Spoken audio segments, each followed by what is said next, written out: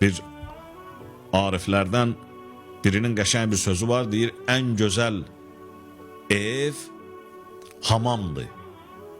Soruşurlar ki, ağa niyə? Dedi bir neçə şeyə görə.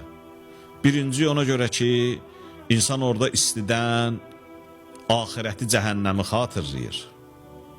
İkinci də insan nəyi varsa soyunur qoyur çöldə, girir içəri. Nəyi varsa.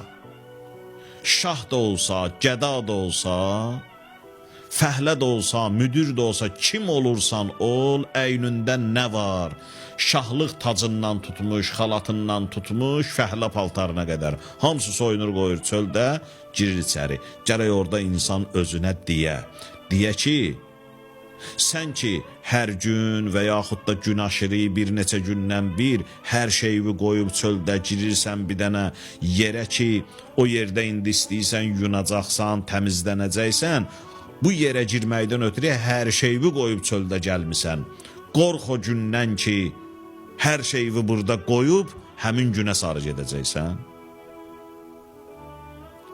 Hamama getmək insana qəbrə getməyi xatırladır. Ona görə yaxşıdır. Ariflərdən birinin sözüdür bu.